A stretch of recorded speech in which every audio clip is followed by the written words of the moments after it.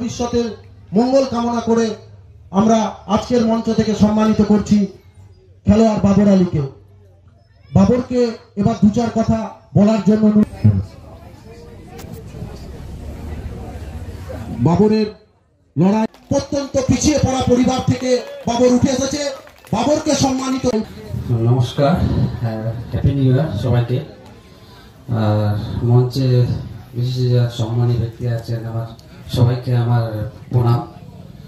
আপনাদেরকে শিখর ধাওয়ান, শ্রীলঙ্কা, আফগানিস্তান, তো বিভিন্ন দেশে ইস্যু পাঠান থেকে শুরু করে ইরফান পাঠান, সুরেশ রায়না, আরো বড় বড় বন্দ্যোপাধ্যায় মনীষীদের জন্য তিনি বিভিন্ন রকম ভাবে সম্মান জ্ঞাপন করে থাকেন।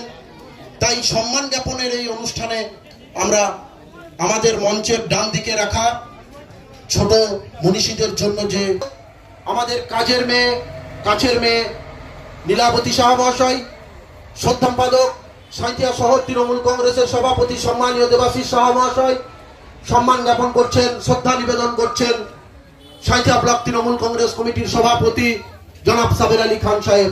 আবার প্রত্যেককে জোরে করতালির মাধ্যমে এই মুহূর্তটিকে অভিনন্দিত করে রাখার জন্য অনুরোধ করছি।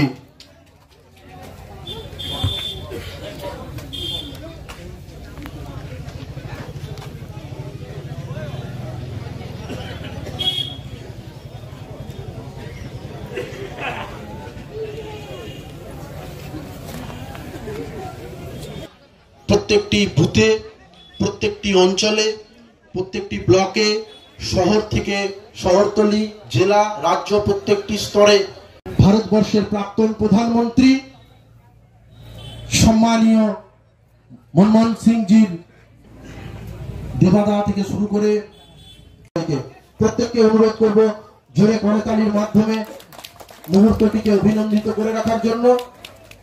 পুষ্পার্ঘ নিবেদন করে ইংরেজি নববর্ষ উত্তরীয়টা পড়িয়ে দেন। এটা আমরা জানি প্রত্যেকেই দেবাদা করে থাকেন। মহানুভবতার জন্য আমরা ওনাকে কৃতজ্ঞতা জ্ঞাপন করছি। এবার অনুষ্ঠানের এই পর্বে এসে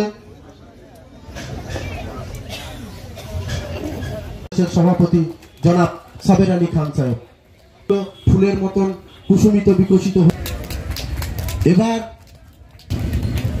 এবার ফুলুর অঞ্চলের প্রধান লাভলি বেগমকে বরণ করে নেওয়ার জন্য রাজিয়া সুলতানাকে অনুরোধ করছি, জেলা পরিষদের সদস্য। এবার